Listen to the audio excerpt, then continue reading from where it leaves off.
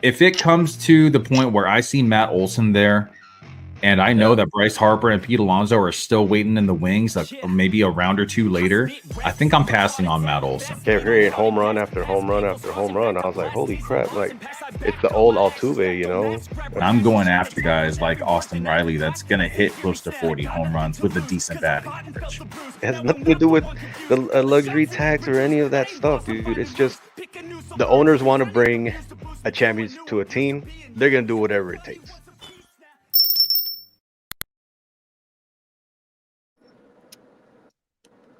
Take this off real quick.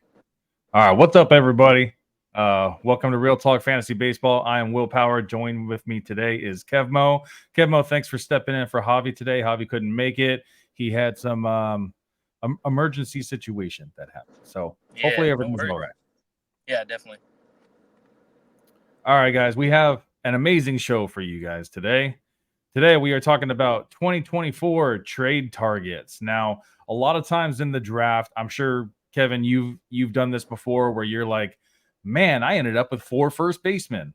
What am I going to do with all these first basemen? Well, you trade them for a guy that you need, a position that you need, whether it's an outfielder. Hopefully you can get a pitcher. Pitcher's really hard to come by in trades, but it can happen. I ended up getting Zach Gallen last year for Ellie De La Cruz, so anything could happen in fantasy. You just got to kind of work your magic a little bit. But if you know a guy that's out there that you want to try to trade for, just go for it, man. Send some offers out there, kind of like feel what the other person is kind of thinking, and most of the time you can come up with a deal. It might be a little off balance. There's going to be like a one-sided trade once in a while, but sometimes to get your guy, that's what you're going to have to do.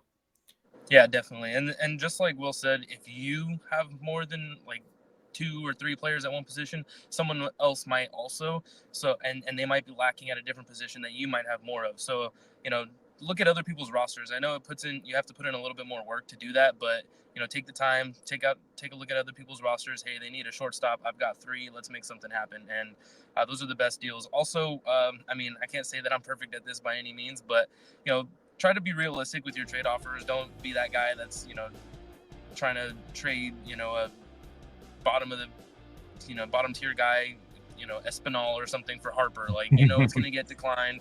Do something somewhat reasonable so that you can meet in the middle. Because some people will just write you off right then and there. Like someone lowballs me big, I might just not even respond. I'm done with them. Or if there's a player that you want that's on another team, just start up a conversation, hit them up in the chat. Yes. Or if you, like in our league, we have a text group. So if, you have everyone's individual number, just shoot out, hey, I'm interested in so and so. Are you willing to trade? And that's how the conversation gets started. And then sometimes they'll tell you, well, I need a starting pitcher, or I need this, I need that, I need this, I need that. Whatever it is. And there's lots of ways that you can try to finagle to try to like get the guy that you were actually targeting in the draft, but maybe missed it by a few spots or so. Something. Yep. I've been in talks all day with John, so nice. All right, so the first guy we want to talk about is Tyler Glasnow. Now, Tyler Glasnow, his ADP is actually kind of high. It's at ADP 43. But in my opinion, man, this guy could be the number 1 overall starting pitcher if he stays healthy, and especially on the team that he's on now with this crazy star-studded Dodgers lineup. Dude, did you know that Tyler Glasnow has a higher strikeout rate than everyone else in the league except for one name, and that's Jacob deGrom? And Jacob deGrom has another issue, the same exact issue that Tyler Glasnow has, where they have a hard time staying healthy, man. But both players just had Tommy John surgery. So maybe that's what, maybe that's the magic that they needed to finally like figure out how to stay healthy. And dude, if Tyler Glasnow is up for trade, I am really trying to go for Tyler Glasnow. And it's almost at the point where I don't really care how much it costs, except for like a top pick or something like that. I'm not giving up Mookie Betts for Tyler Glasnow, or I'm not giving up Acuna for Tyler Glasnow. But if I have like a Machado, You know, maybe there's someone out there that needs a third baseman, and Machado is on my team, and I can give him up for Tyler Glasnow. Dude, Tyler Glasnow's upside is so crazy. Even though he's 30 years old and he just came off of a career year, he had, what was it, 23 starts I think last season. That was his career high, you know, and I think that the Dodgers are smart, man. Not saying that the Rays aren't, but I think the Dodgers are smart, and they're gonna kind of like move him along slowly, you know, 75 pitches to begin the season.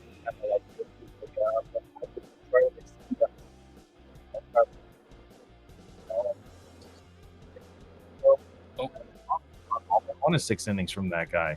You know, 6 innings with 16 strikeouts is fine with me.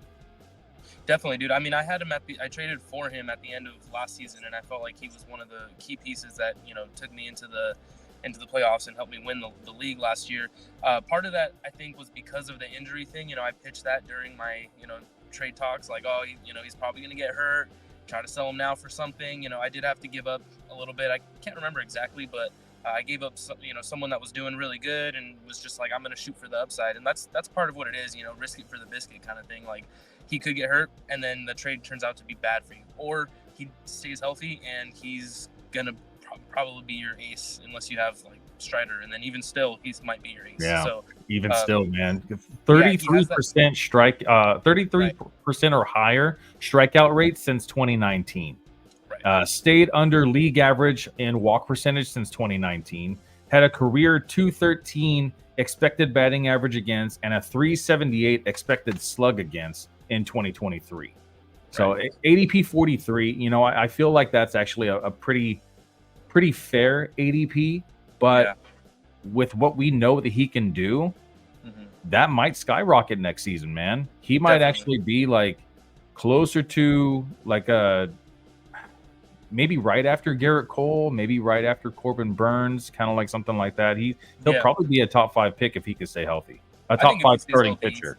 Yeah, I think if he stays healthy for the whole year and pitches a good amount of innings, you know, because I think it was right around like what 120 is what kind of If he can get, you know, a good amount more, 150 even, but I mean, if you promise me 150 of Glasnow, I think he, even with that, but especially if it's a little bit more, could be top 3 pitchers. I truly think he has that potential. He's just got that kind of stuff.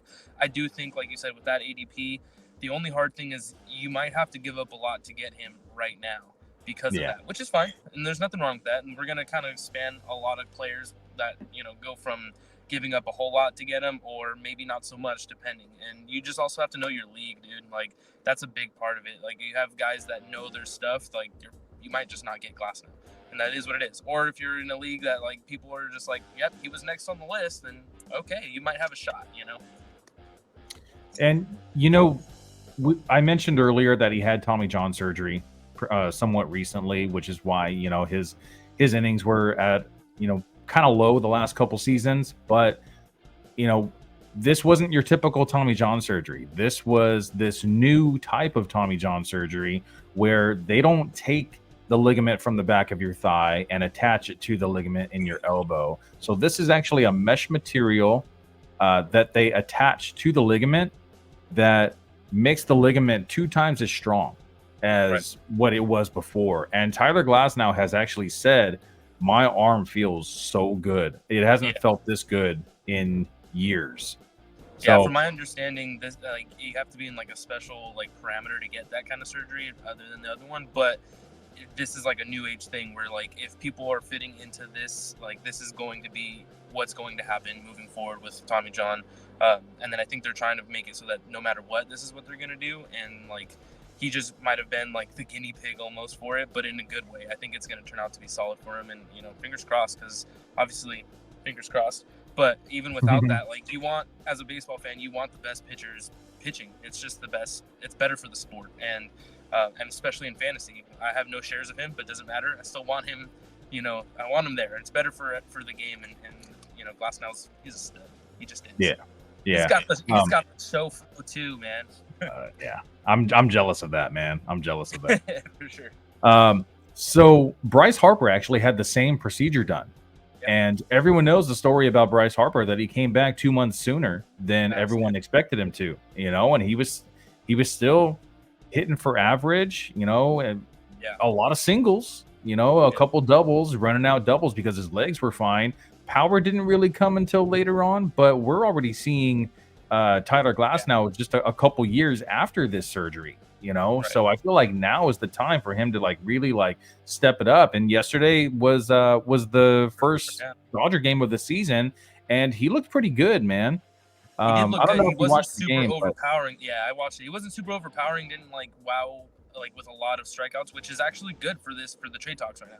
I think the casual-ish fan might be like, yeah, I was kind of hoping he was going to strike out more. I mean, let's not be too crazy, because Padres lineup is actually not bad. So I think they're very aggressive on first pitch, so a lot of times they're swinging at the first pitch. If it's a fastball, they're swinging. Yeah. And though, another thing that's kind of misleading about the game from yesterday also is that Tyler Glasnow actually had 2 strikeouts in the 3rd inning, but that last strike was called a ball on Machado, and I don't remember who the other one was. It could have been Cronenworth. I don't remember who the second player was, but because of those 2 missed calls by the umpire, that was 2 walks that happened instead of 2 strikeouts, and that loaded the bases, and that created another run to be scored. So maybe the final line would have been 6-1 instead of 6-2. All right, so that was Tyler Glasnow. That was my pick for starting pitcher trade target. So going with starting pitcher, how about Kevmo? You go ahead and give us your pick for a starting pitcher trade target.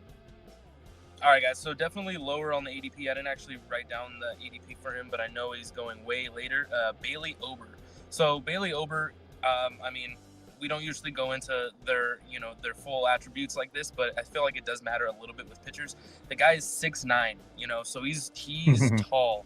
He's tall as heck, and that does matter for pitchers, and I'll get to that right now. So his last season, he didn't have a super spectacular ERA. It was 3.43 ERA, but a 1.07 WHIP. So and only about a 1-to-1 strikeout per inning. But his savant page is pretty solid. He was got all kinds of stuff. He has 73% xERA, 72% xBA, so not crazy, but a 91% chase rate, 93% on walks, 98% extension. So almost as the best you can on the extension. So his fastball isn't super fast, so it's very different, I would say, than Glasnow. And this is what's kind of funny is Glasnow is going to overpower you, and he's got the crazy spin rate on his fastball. He's going to get a ton of strikeouts.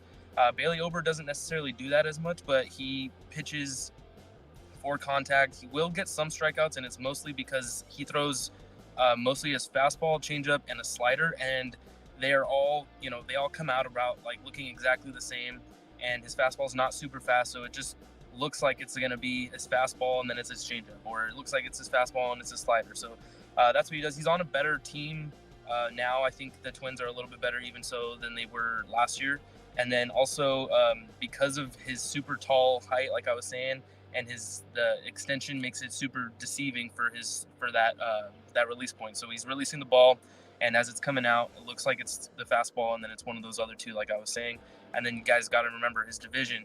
Plays against the Tigers, the Royals, the White Sox. So and the Guardians, strike out a lot too. Yeah, exactly. So and again, it's kind of hard to put, just talk about him right after we talked about Glasnow, who could literally win you your league and whatnot. But I think Bailey Ober is a guy that is very easily obtainable in a trade. I don't think anyone was like, I need to get Bailey Ober in the draft, unless you or me.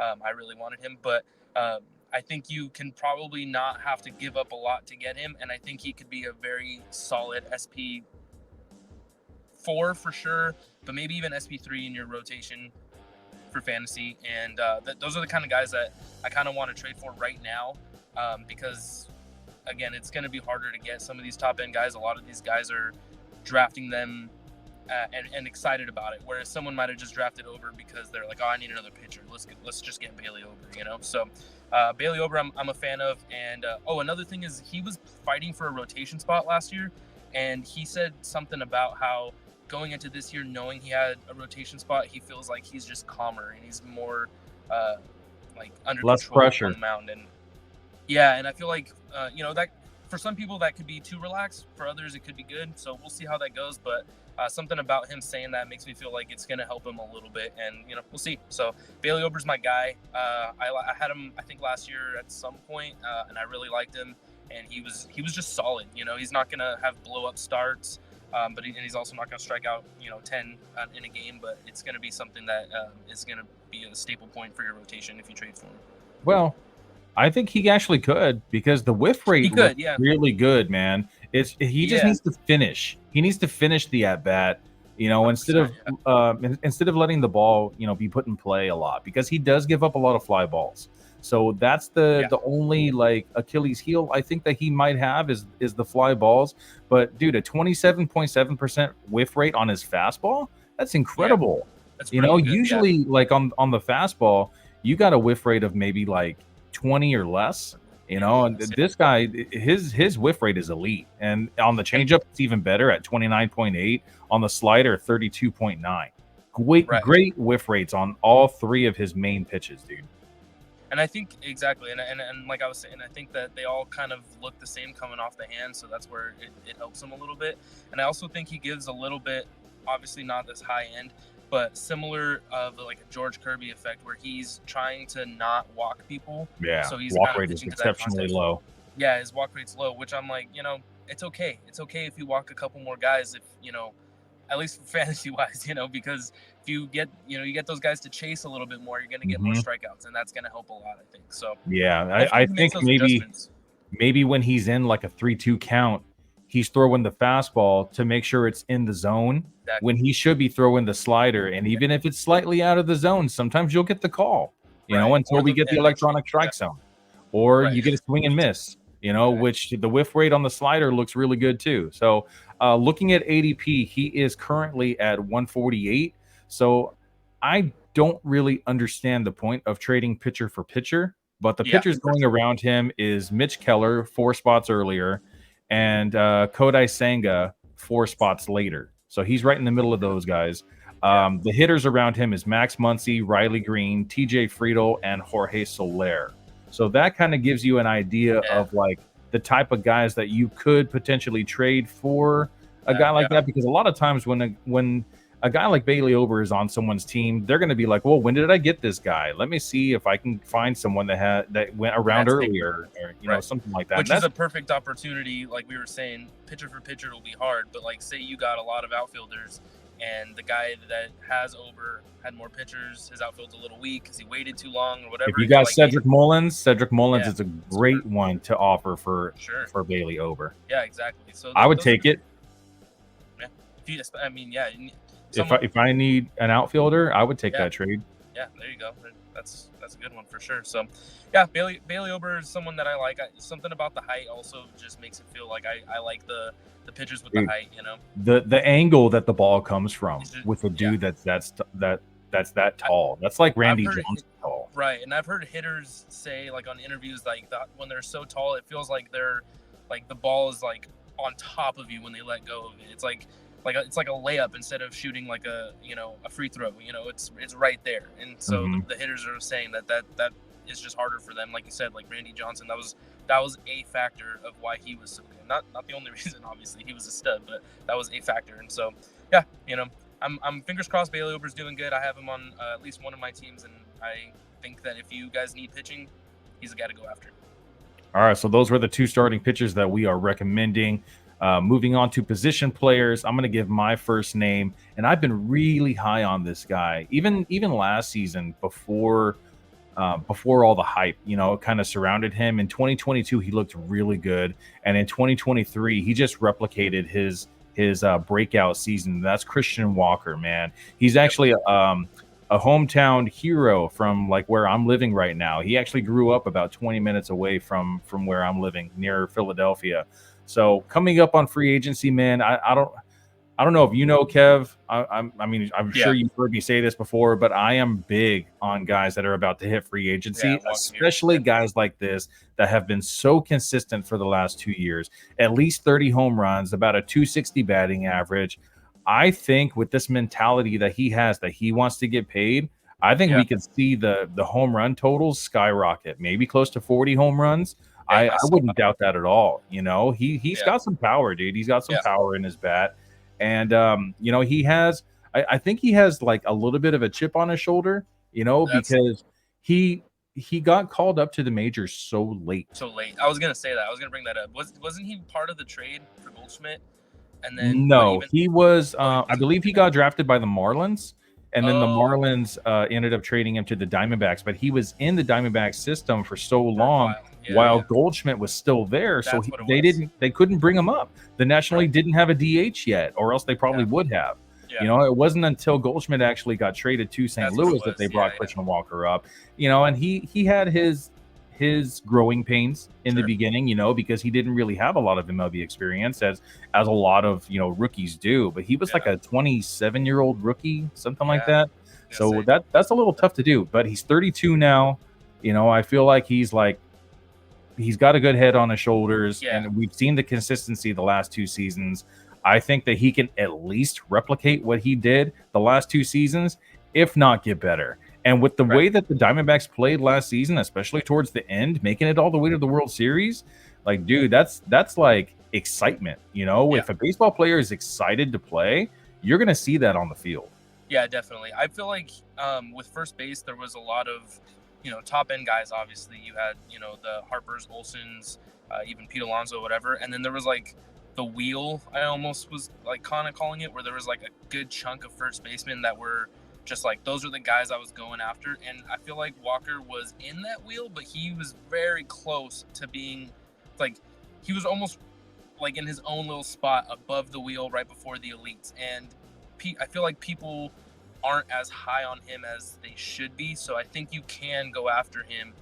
This isn't a guy that is too high up there where the people are like, I'm not going to trade him away. You know, like you can entice people with something. And again, like maybe you got a lot of good pitchers and you can look at something like that to trade for. Or, you know, you got people getting hurt already. Matt McClain is hurt. Like if you have an extra shortstop or middle infielder that someone needs, then and they have, you know, Christian Walker and someone else, then this is, you know, these are the times right before the season starts, and with these injuries, people start freaking out. This is the time to try to trade, and I think Walker is a great player to do that with. Plus, guys, I mean, obviously, I think some people sleep on it too. The Diamondbacks, yes, they were, you know, in the World Series, so I think some people were like, oh, they were good, but other people I still think were like, oh, it's a fluke. The Diamondbacks have a good lineup.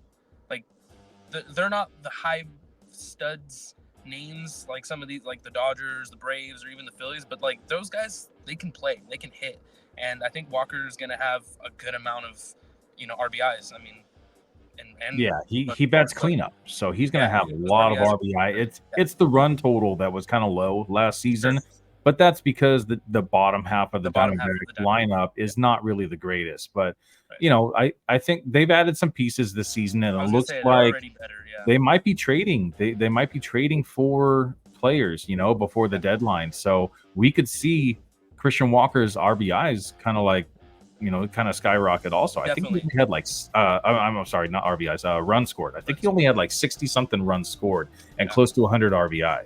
And with 33 home runs, I believe he had last year, it's like you should, 33 home runs, you should definitely be having over 100 RBIs. He's going to break 100 RBIs this year. If he's healthy, he's going to break 100. Because, I mean, Corbin Carroll didn't hit at the top of the lineup for half the year last year. And now he's going to be at the top almost the whole time. So that alone is going to probably add, you know, if he was close enough to 100, that might be the case alone, let alone the Diamondbacks. Like you said, I think at some point they might feel like their window is not going to be open for too long. Just, you know, because they have like some older pitchers a little bit. And so they might try to trade and try to go for it. And I think that's going to help. So, I like Christian Walker. Definitely. I think if guys like Alek Thomas and Eugenio Suarez, you know, if guys like those guys can hit, then that's going to be like the bread and butter for Christian Walker. That's going to be the runs that he needs to be a little more fantasy relevant. Like he is ADP 74, which is, you know, that's the 6th round. That's still somewhat early, but I think that we could see 3rd round production from a 6th round player. Yep. All right, guys, that was my pick. My first pick for my trade target. Kevin, why don't you go ahead with your first pick? All right, guys. I'm a big fan of this guy. He's not necessarily going to win you the league, but again, same kind of concept. Middle of your hitting, Seiya Suzuki. He is. I'm pretty sure going to hit 2, from my understanding, for the Cubs. So right before Bellinger, right after Nico, I believe. Nico Horner. So last year the guy hit 285 average, a 485 slug, 842 OPS. So he's not going to necessarily give you a ton of steals, but he hit 350 over his final 2 months of the season. So he was struggling a little bit. And I mean, he still hit a 285 after struggling in like the middle part of the season a little bit. And I guess he changed his approach at the plate. He was very passive at the beginning of the season, kind of like classic Japanese hitter where, they're very patient at the plate. And then he decided to go a little bit more aggressive with it. And when that happened, he started putting together the 350 average. Now, I don't think he's going to hit 350 by any means, but, I think the high right around 280, I think is what you're going to get. He hit around 20 home runs. Last year, I think he hit 19. So I think he has like 25 and 12, maybe 15 steals in him. He had 9, I think, last year. So his Baseball Savant page is red, and it is just like, it is nice. This guy is a good hitter. He has 89% xBA, 83% exit velocity, 84% hard hit. So he makes good contact with the ball. He's right there in the middle of the lineup. Like I said, he's not going to steal bases, but I think Bellinger's going to bring him in. So he's going to have his own RBIs as well. I totally can see him hitting, like I said, 25 home runs, and a guy that you can, I think, trade for. I think there were a lot of guys that were not necessarily super high on Seiya Suzuki, and I think that he's someone that is pretty obtainable. Do you have the ADP on him, Will? Yeah, let me get it real quick. Yeah, I didn't write any of the ADPs down, but I want to say, I mean, he's like right around like George Springer. So right after Evan Carter at ADP 103. Right. Okay. Yeah.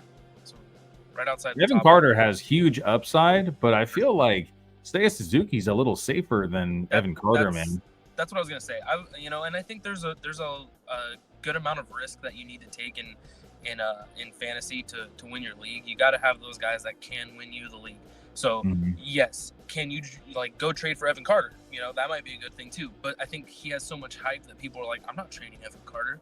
But if you want to get someone a little bit safer because you might have already had someone with a high upside, Seiya Suzuki's the kind of guy that I think you want. And I practice what I preach, guys. I traded for Seiya Suzuki. I felt like I needed someone who was going to be a solid average and, hopefully get me at least 20 home runs in my lineup. Not the guy who's going to hit 40 or not the guy who's going to steal a ton of bases, but not give me any average. I wanted a guy who's going to get me, 3 to 5 points a game in a points league, like every day kind of thing. And Seiya is that kind of guy. And that's what I went after. He's actually very consistent. It looks like month by month. So he did have a very rough June and a half a month of July that was very rough for him. And I don't know if you remember this, but David Ross, the former manager of the Cubs, last season, he noticed that something was off with Suzuki, and he gave him a mental break. He gave him 5 days off and let him pinch hit a couple times after that, and then put him back in the everyday lineup. And like you said, the last 2 months of the season, he batted 350. In September, he batted 370. And that mental break is really what Seiya Suzuki needed. And I feel like now that he finally kind of got his, MLB training wheels off, then now he's just going to run with it because he was a rookie in 2022. So he doesn't really have that much experience yet. He was a 27-year-old rookie, and he only played 111 games. Last season, he only played 138, which is partly because of that mental break that he had. But I could definitely see 150 games from Seiya Suzuki, and dude, this guy can hit both sides, righties and lefty pitchers. He batted, let me see. Go back to this real quick. He batted 278 against right-handed pitching and 306 against left-handed pitching. And I get it. There's 75% of the league is right-handed pitching, so you'd rather have the higher batting average against them. But 17 of his 20 home runs came against right-handed pitching.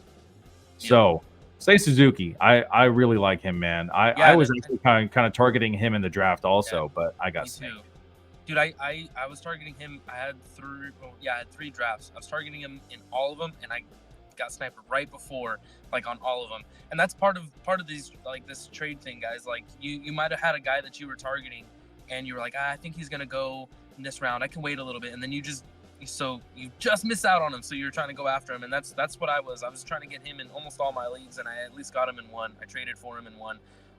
Maybe an overpay, I don't know, but this is the guy that I wanted, and like that's part of what's fun in these leagues is having your guys, So go get your guys.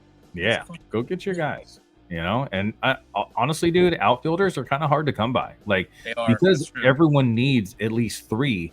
Right. There's not that many one out there that like you really feel comfortable with as you're starting 3 outfielders. A lot of guys are gonna have to get those back end outfielders. Like I would much rather have Seiya Suzuki over George Springer, who's going around the same ADP, I believe.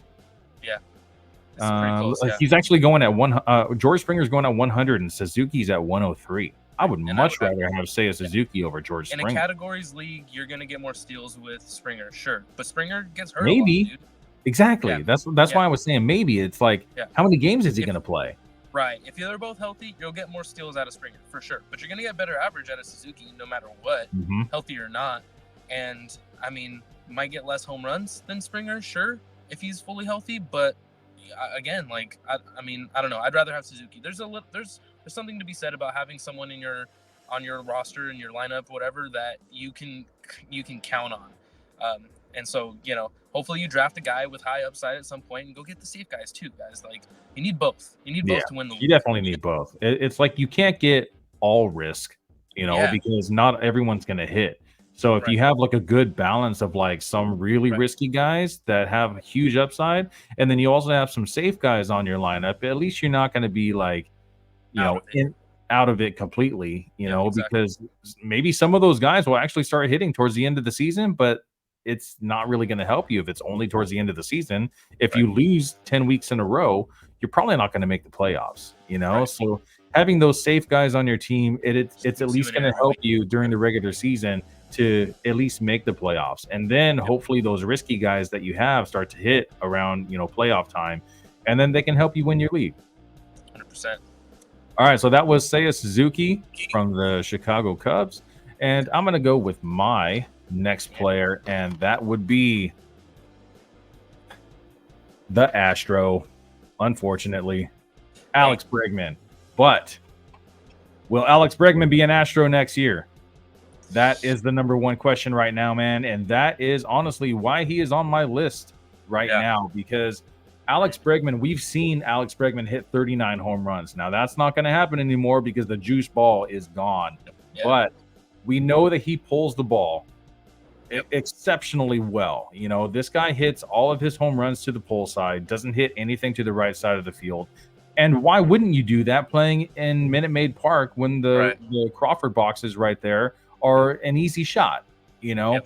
Like we saw this guy in the home run derby a couple seasons also, and he just did not do well because he has to pull the ball to be relevant, and he does that very well. He's actually him and Arenado are like the two top third basemen that pull the ball very well, and it works out for them pretty well also. So Alex Bregman is the only current major league hitter to have more walks than strikeouts in 4 out of the last 6 seasons. Outstanding plate discipline, dude. It's not easy to do. That's one of the things that a lot of hitters struggle with is plate discipline. Yeah. And he has a 12% strikeout rate, a 12.7% walk rate, has never struck out more than 100 times in a single season, 92 walks in 2023. That's crazy. 92 walks in one season. Puts the ball in the air a ton. Doesn't hit a lot of ground balls. He pulls the ball almost half of his at bats, which is great at Minute Maid Park. Like I said, only 29 years old. He's in the prime of his career right now. Almost and feels like he's older, but he's not. Yeah. Bregman wants to get paid. For sure. He wants money, whether it's from the Astros or another team. He wants to get paid. obviously with this like cheating scandal that they did, winning is very important to the Yeah. Astros, all their players, and you even see on the demeanor that he had before that, like, damn, like, I can't believe we got caught. I think we really deserve this, but now it's like I don't want to shoot myself in the foot and say something I'm not supposed to, so I'm just going to stay quiet, And I really actually respected that about Alex Bregman, just not wanting to talk about it, which is one of the reasons why a lot of people have disrespect for Carlos Correa, because he was so outspoken about it. It's like, dude, just shut up already. Be like your buddy Bregman. Just stop talking, Just take it on the chin. Like, it is what take it on the chin. Yeah. Yeah. It's sometimes you have to be put in your place. Yeah. And there was a lot of that going on. No one likes that kid who's talking back when they, get caught with their hand in the cookie jar or stealing exactly. Test, and that's what Correa was, where this kid was more like, okay, my bad, and if I'm being honest, like, Bregman, if he wasn't an Astro, he would be the kind of player that I'm like, dude, I love the way he plays. And like, I still do, but I just can't, I'm not going to be the guy that's like, oh, I love the way Bregman plays, like, outspokenly. If it comes up, I'll be like, yeah, I like him. Kind of the same thing with Altuve, like, I loved him. And then when it all came out, I was like, God, I hate you, But with that being said, guys, like, I'm wearing the Dodger hat. I got the Dodger Stadium background, whatever. Like, fantasy is, like, I know it's supposed to be fun. You don't want to root for people that you don't like, but like, if you want to win, you go get the best players that are going to make your team the best. So do I care? No, dude. I'll have Giants and Astros or whoever on the team. So, like, don't let that be something that stops you from making your team better. Bregman is a stud, especially in a points league. In a points league. That's exactly what I was just going to say, because of that plate discipline. Also in categories league, if you play in an OBP league or an OPS league, because on base means a lot. And there's even some leagues where they have walks that count as 2 points. 2 points, So in a points league, that's incredible. I'm always saying this in all the podcasts that I'm on, like, look at your rules, because like, some people don't, and maybe you get Bregman, or you really pay for Bregman if those are the kind of rules on your thing, and people don't know that. Like, it's gonna help you a ton, for sure. Yeah, and also, I don't think he's gonna be an Astro next year. I don't think so either. I think he kind of wants to get away from that, like, stigma. Yeah, kind of like George Springer did. Right, and George Springer is way more liked than Bregman right now because of that. Mm-hmm. And not only that, but Tucker is a free agent the following year, and I mean, he's gonna get paid. I think they're gonna have to save their pennies a little bit for him. So. Yeah, and I think Altuve was kind of smart with that, though. He signed that 3-year extension. Was it 3 year? I think it was 3-year extension with the Astros, and he's one of the older guys. Like I said, Bregman's 29. I think Altuve's more like 33 or 34. So he came up with the Astros. Why not just finish off your career with the Astros? There's always going to be that asterisk next to his name, especially because he was in the spotlight a little bit more than everyone else with the buzzer and the tape and not wanting to rip off the jersey. Oh, my wife doesn't want me to take off my shirt, but you've done it multiple times in the postseason in the past. All of a sudden, she has a problem with it now. All right, man, whatever you say. Anyway, this is the Alex Bregman segment, not the Jose Altuve segment. So, yes, Alex Bregman in a points league is my trade target. In a categories league, I can see some justification in trading for Alex Bregman also, because you're probably going to see, his typical numbers of 260 batting average with, 25 to 30 home runs, a lot of runs scored, a lot of RBI.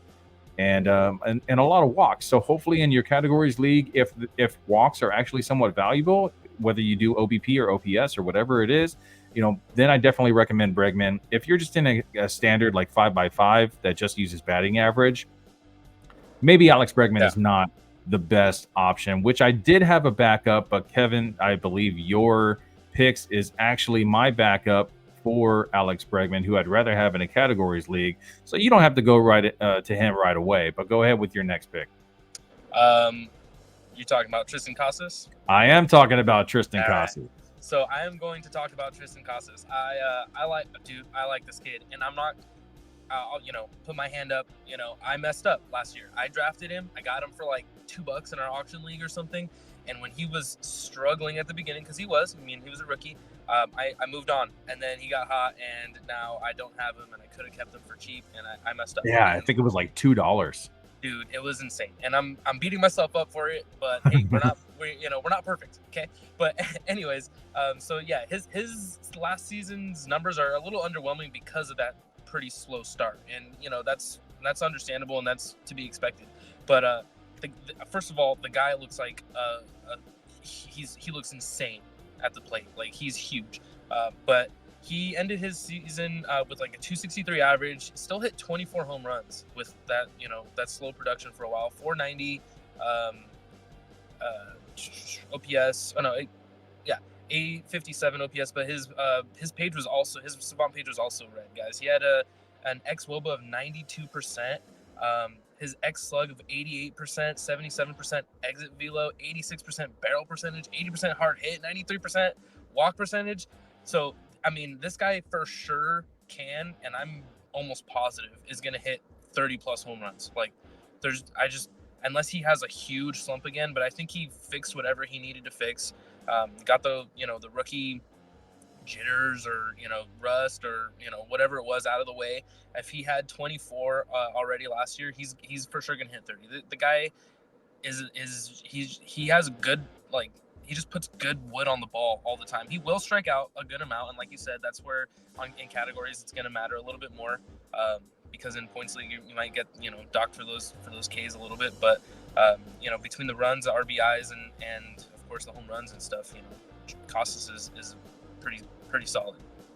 Yeah, but like you said, like the plate discipline, his walk percentage is so high that I feel like that's going to offset his strikeouts a bit, because a lot of times you'll see like elite guys that have 50 walks in a season, and Christian Casas had 70 walks last season in only 132 games. You add 10 to that, he'll probably have 80 at the end of the season if he plays 162 games. Strikeouts were at 126, so you could probably see about 150. But Mike Trout has 150 strikeouts every season, and no one's saying anything bad about him, and that was in his prime. And now it's probably a little bit more. But dude, a 263 batting average with a 367 on base percentage, that's over 100 points higher in on base percentage. 857 OPS, I think we could see that number climb. You said that he was struggling a little bit in the beginning of the season, but I feel like it's because there was a lot of pressure on him. They didn't know if Bobby Dahlbeck was going to be the first baseman. They didn't know if Tristan Casas was going to take over that position or not. And it looks like Tristan Casas is actually beating out Bobby Dahlbeck, because Bobby Dahlbeck really hasn't panned out to be the guy that they thought he was going to be. But dude, like you said, 6'5", 245 pounds, only 24 years old. He's a beast, man, and he's a lefty, dude. So he doesn't have to worry about hitting it over that monster. He's going the opposite direction where the field is still a pretty good, a pesky pole. It's not easy to hit, but Boston is definitely one of those ballparks that it's known for home runs. And it looks like majority of his home runs did go to the pole side, and a few went to center field. So he's not really going oppo too often. He has a lot of singles going oppo, but his power is definitely center, right center. So I like the power, man. I like everything about Tristan Casas, and this was going to be my backup when we were talking about categories leagues, like how I said, like, I like Bregman in a points league. I really like Casas in a categories league, man. Like you said, 24 home runs last year. You think he can hit 30? So he's actually played 159 games total at the major league level and had 29 home runs between both seasons, 2022 and 2023. So if we see 160 games from Tristan Casas, I can definitely see 30 plus home runs. I agree. And dude, the dude's only 24 years old. 30 home runs this season. Yeah, probably. Next season, the season after, we could just see that number climb every single year, dude. I mean, I could see him. I don't know what his ADP is, but he was right in that wheel of the first baseman that I was talking about, of the guys that I would really want to get. He is the kind of guy that, I mean, obviously, if you're in a league with savvy managers, then they're probably got their eye on him too, and that's why they drafted him. But especially in like a keeper league, by any means, like, dude, I feel like he's the kind of guy that is going to be in the talks potentially with those higher upper echelon first baseman potentially next year. I mean, it's I don't feel like it's out of the realm of possibility for him to hit like 40. I mean, I know it's a lot more than what he did, but he just has that natural power that he could probably do that. And even if he just hits 36 or something, like, he's close enough to those top tier first basemen that we're talking about. And playing in that ballpark, that's going to be make it a Yeah. little bit easier for him also. And how many games is he going to play in New York? Exactly. And that's a great place to hit for a left-handed hitter. Yeah. So his ADP is 90. And it looks like he's going around guys like a lot of pitchers: Joe Ryan, Justin Steele, Yuri Perez. And the batters that are going around him, it looks like Ha-Seong Kim, who I'm also very high on, Gleyber Torres, Xander Bogaerts, and Spencer Steer. So Spencer Steer is going about 6 spots behind Tristan Casas. And I mean, Spencer Steer is fine, but he's not the type of guy that could potentially win your league. I think Tristan Casas is. Casas is. Yep, I agree with that. And you named a lot of middle infielders right now that were right in that area. So again, there's maybe go look at the guys who have the middle infielders that might need some help with some of these injuries going on. And if they have Casas and you have extras, like, that's what you do. Like, capitalize on their downfalls or whatever. It's very easy to get left with like bottom of the barrel in first base. I feel like I feel like there's probably like a good 10 to 12 really good first basemen that I would feel comfortable with as my starting first baseman. But some of them have other eligibility, like Nolan Jones and Cody Bellinger, that you're probably going to put in the outfield. So guys like that, it kind of dwindles down the first base position more like to like 9 or 10 total. And look at that. Christian Walker and Tristan Casas are number 9 and 10 in the rankings when it comes to first base. And dude, both of those guys have way higher potential, than going 74 and 90 overall in the drafts. I think we could see like Nolan Jones going ADP 53, and then you got Christian Walker and Tristan Casas going like 3-4 rounds later. That's crazy to me. Like, I get it, Nolan Jones plays in Colorado, but there's no track record. It's like you're relying on the Colorado effect to just like take over. You think it's because of the outfield also that bumps him up? I mean, not like 40 picks, but a little bit. Yeah, that definitely has something to do with it, because outfield is such like a shallow position this season. I feel like he just got like a lot of hype, Nolan Jones, because I agree with you. I feel like they should be more close. They should be closer together, the three of those guys, in my opinion. Yeah, I think so too. Yeah. All right, so that was Tristan Casas. I'm going to go with my last guy now. My guy, Justin Turner, from the Toronto Blue Jays, formerly of the Los Angeles Dodgers. Dude, I love Justin Turner. Let me grab something real quick, man. There you go. Dude, I love Justin Turner too. I'll fill in while he grabs some stuff. I also had him on my list. So when Will reached out to me to be on it, and then he started talking about how his guys that he had on there, he listed Justin Turner, and I hadn't even written anything down, but I'm like, gotta cross Justin Turner off my list because he's already talking about him. But that's good. That's how you know this is the kind of guy that we're gonna talk about it, show it. Ooh, dude, that's clean. I love that. Yeah, I love that. I actually have a frame, Justin Turner signed frame that has a piece of one of the baseballs that was used in the 2020 World Series also. One of my favorite all-time Dodger moments is when Turner hit that home run in the ALDS, I think. Yeah. And NLDS. NLDS, and hit it to center field, and that guy like reached over and caught it and stuff. Like, I remember exactly where I was at and what I did. It was fantastic. Kirk Gibson vibes.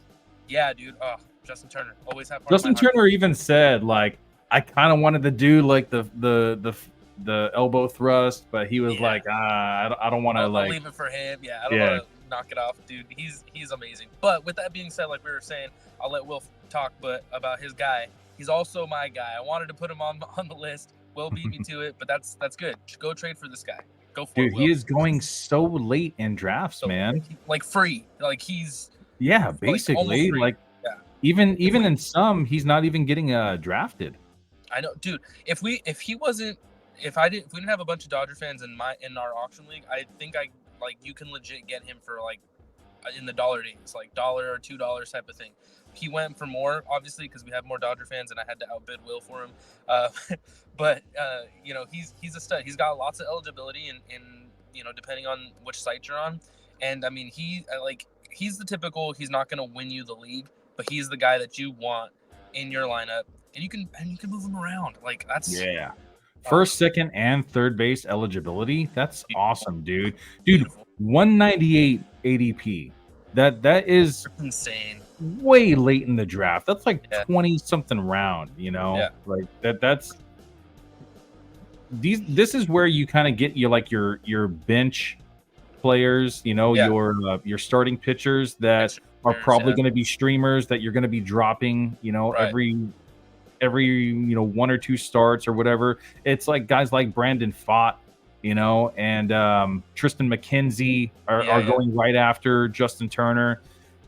Some hitters that are going around that time is Trevor Story, Stephen Kwan, guys that are probably going to be dropped and added multiple times throughout the season, but Justin Turner is a career 300 hitter.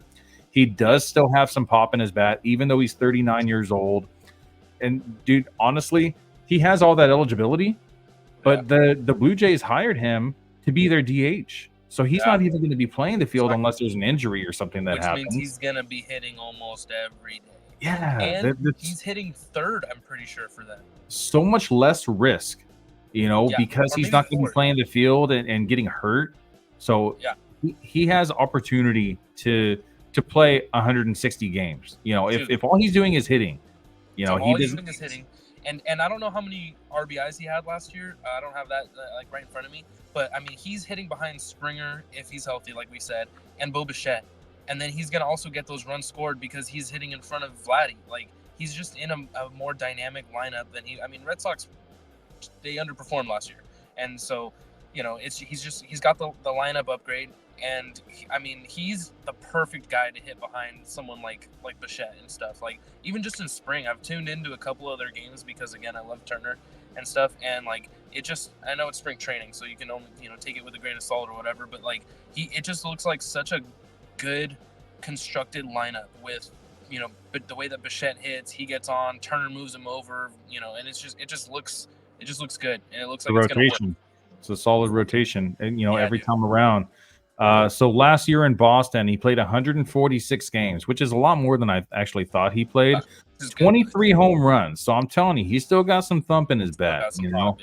96 RBI, 86 runs scored, 4 stolen bases. Weird. That's kind of fun. Yeah. Only caught stealing once, so that's kind of crazy. 276 batting average, which the last 3 seasons it's been 278, 278, 276. In 2020 it was 307. So I think he's closer to like a 280 to 290 hitter every single season. Good plate discipline. He doesn't strike out that much. He had 110 strikeouts to 51 walks last season. That's really good ratios. So I don't mind breaking 100 strikeouts. When you get into like the 150 range, like that's when it gets a little bit dicier. You got to overcompensate with home runs or stolen bases or something else that you're bringing to the table. But batting average looks good, slug looks good, OPS was 800.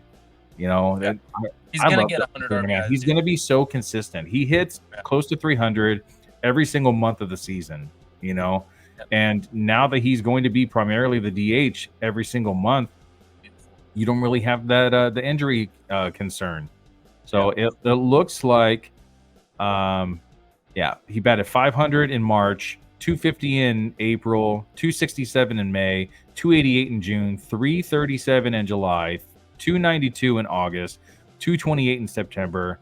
Ended with a 2. Let's see, where did I see it? 276 batting average. So that's pretty good for a 39-year-old. You know, it's crazy that he's still in the league, man. No. So one thing that I heard, kind of like off, player kind of like conversations. I heard that once Dave Roberts is ready to, move on from the Dodgers, that they're actually looking at Justin Turner to become coach, manager, something like that. Something like how David Ross became the Cubs manager like the year after he retired. Yeah. Like crazy he stuff just, like filled that. in. He was like, Dude, moved his locker to the office. Yeah. Yeah, basically. I would love that, dude. I love Justin Turner in the clubhouse, just being like, one of the guys. Controversial take, dude. Let's do it now and have him be a player manager. Dude, honestly, like, I defended Dave Roberts for a while, and now with the Mookie moving over to shortstop, I'm kind of like, oh man, dude, I don't think I can do this anymore, man. I don't think I can defend your actions anymore to all these Philly fans that are like talking crap to me on a daily basis, Stuff. I could go on and on about it. That's maybe for another podcast or something. But yeah, I'm with you, dude. Like Dave Roberts is. I'm okay. I would love Turner in any way, shape, or form. If we can bring him back, however we can, let's bring him back. All right. So Justin Turner, very easy to get, it as a trade, unless you got guys like Kevin that just don't want to trade him. He's not going anywhere. I texted Kevin about what was it, like a week ago, and I was like, dude, I want either Justin Turner or Max Muncy, and he's like, nope, sorry. Nope. I'm keeping both of them. Nope. I'm like, all right, well, you must have the same mind that I do, because I think both of those guys are going to play higher than what they did last season. I do too. All right, man. So that was my last player for trade picks, buy low trade picks. Let's go with your last player for the day. We got about 5 minutes left. Yeah, I'll make it quick and fast. Last guy for a reason. I do like this guy, especially in a points league. It's Josh Naylor. Josh Naylor he's just a great pure hitter. He had a 308 average. I don't think he's going to necessarily hit 308 again, but he is, I think, pretty consistently around in the 270-ish area. So again, similar to Justin Turner, like we were just talking about. He had 17-10, so he's kind of got like a sneaky steals on this guy. He's a big dude, so I don't know how he's stealing bases, but he's kind of chunky. Yeah, it's kind of chunky, but he moves, so I like it. But yeah, so I think he has like a 20-15 type of upside, 20 home runs, 15 steals, depending on how he's, what he's selling out for more. He's got a crazy 13.7 K percentage. So this guy does not strike out. I love that. Yeah. You can tell the guys that I'm kind of going after are the safe guys here currently. I think when we revisit the trade talks in the middle of the season, that's when I'm going for the risk, trying to get to a good spot, and then I'm going to take, go a little bit more risky later.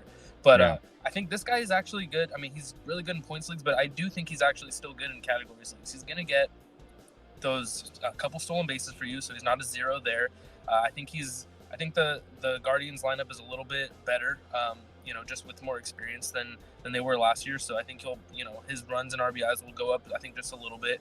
I think he's just a pure good hitter of the baseball. I didn't write down all the savant stuff, but his page was also pretty red. He makes good contact, good barrel percentage, all that stuff. So Josh Naylor is a guy that I think you can go after. You don't have to overpay for him. He's right there in that wheel that I was kind of talking about of the guys that I'd be happy with as my first baseman.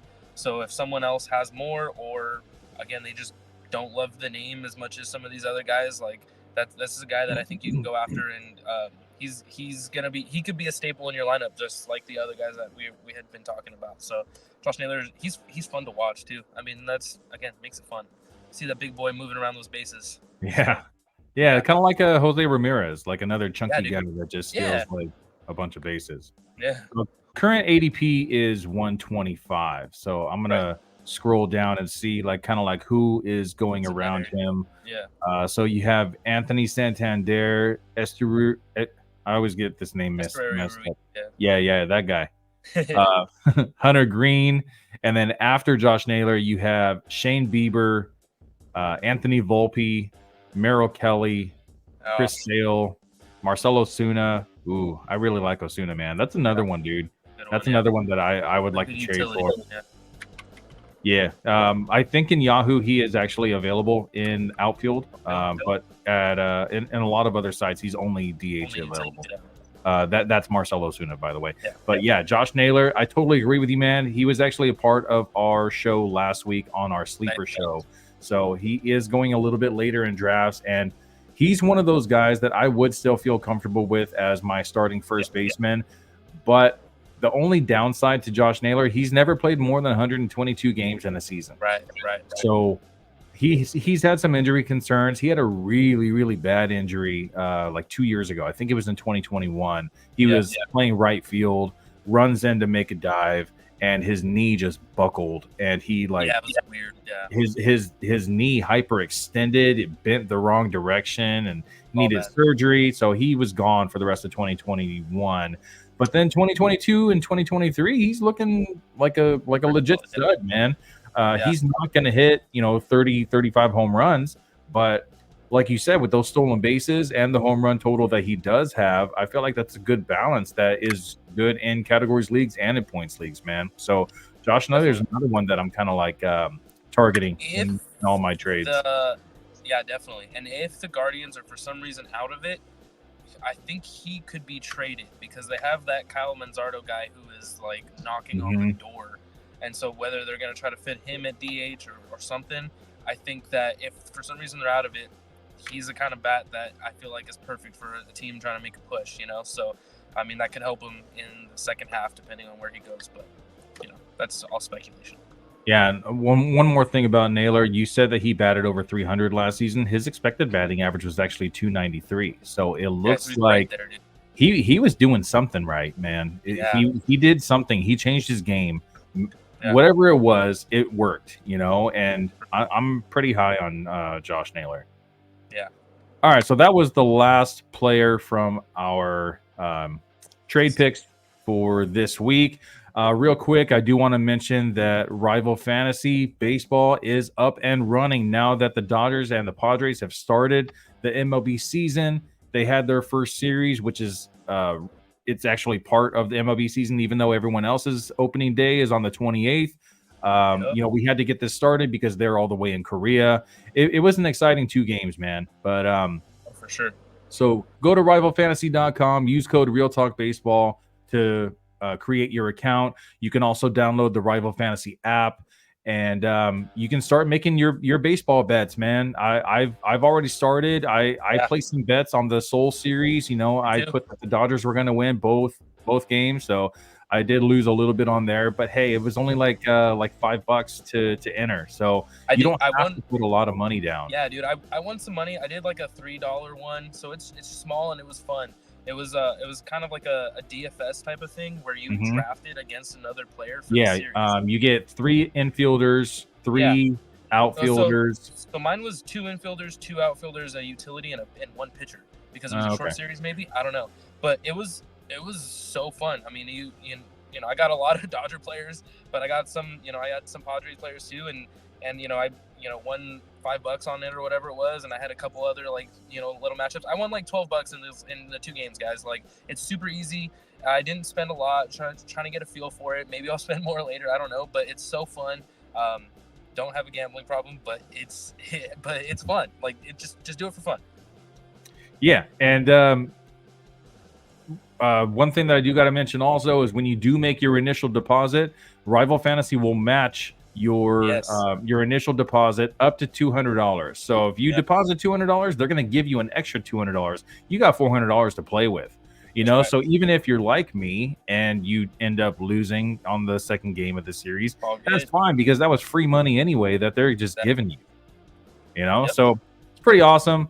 Starting next week on opening day, they're going to start doing daily challenges where they're going to have 2 different players' pictures, and you basically just have to pick which player you think is going to have the most fantasy points that day. So always pick Mookie Betts.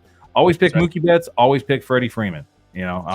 That's my strategy. And I'll probably do some like IG lives and YouTube lives, and I'll be doing my picks on there, so that way everyone can see what I'm doing in the moment also. And if anyone's out there, if you're on Rival Fantasy and you're not really sure who to draft, or if you're doing the daily challenge and you need some help, just take a screenshot and send it my way, and one of us will get back to you, and we'll give you some solid advice on who we think was probably going to get the most points for the day. There's a lot that goes into it, dude. It's not just like, oh, this is the better player. It's, well, this guy's playing in Colorado today and this guy's playing in San Francisco today, so I'm going after the guy that's playing in Colorado. Yeah, exactly. So we know the defenses, we know the park factors. Like, there's a lot that goes into it, and if you do need help, we're always here for you. You can reach us on any one of our social media sites. You just scan that QR code in the top right corner. It'll take you to all of our social medias: Instagram, Facebook, TikTok, Spotify, Twitter, all that stuff. Well, X, I guess I should say.